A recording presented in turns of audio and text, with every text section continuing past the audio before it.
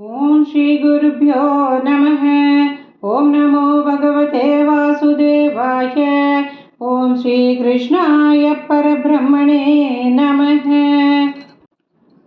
अथ द्विसप्ततितमं दशकम्। अक्रूरस्य गोकुलयात्रावर्णनम्।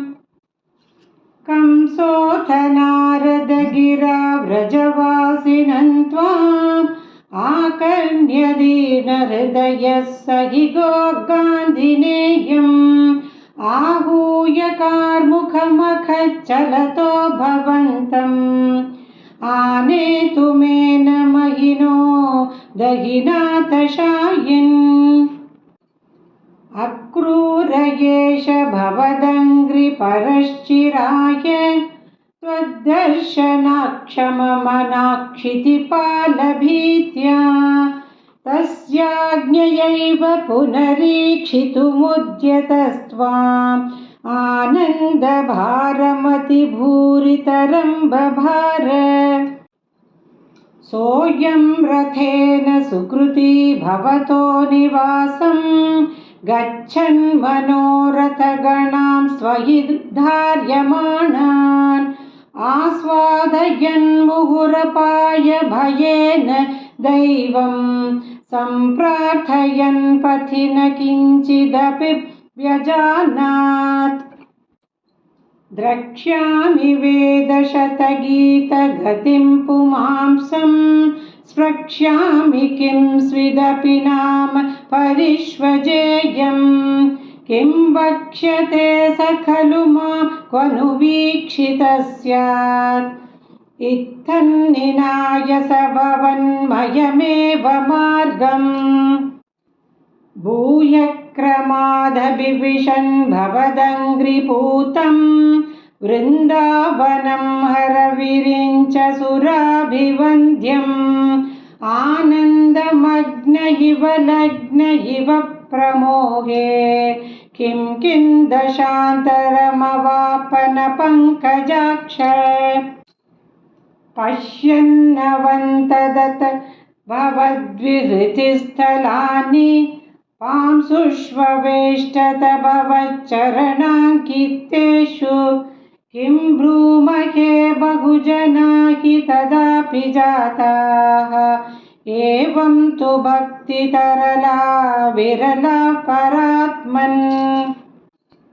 सायं स गोपभवनानि भवच्चरित्र गीतामृतं प्रसृतकर्णरसायनानि पश्यन् प्रमोदसरिरितेव किलोद्यमानः गच्छन् भवद्भवनसन्निधिमन्वयासीत्। तावद्ददर्श पशुदोहविलोकलोलं भक्तोत्तमागतिमिव प्रतिपालयन्तं भूमन् भवन्तमयमग्रजवन्तमर्तर्ब्रह्मानुभूतिरससिन्धुमि वोद्वमन्तम्। सायन्तनाप्लवविशेषविविक्तगात्रौ द्वौ पीतनीलरुचिराम्बरलोभनीयौ नातिप्रपञ्चधृतभूषणचारुवेषौ मन्दस्मितार्द्रवदनौ स युवां तदर्श। दूराद्रथात्तमवरुह्य नमन्तमेनम् उत्थाप्य भक्तकुलमौलिमथोपगूहन् हर्षान्विताक्षरगिरा कुशलानुयोगी पाणिं प्रगृह्य सबलोऽथ गृहं निनेथ। नन्देन साकममितादरमर्चयित्वा तं यादवं तदुदितां निशमय्यवातां गोपेषु भूपतिनिदेश कथां निवेद्य नानाकथाभिरिहतेन निशामनैषीः। चन्द्रागृहे किमुत चन्द्रभगागृहे नु राधागृहे नु भवने किमु मैत्रविन्दे घूर्तो विलम्बत इति प्रमदाभिरुचैः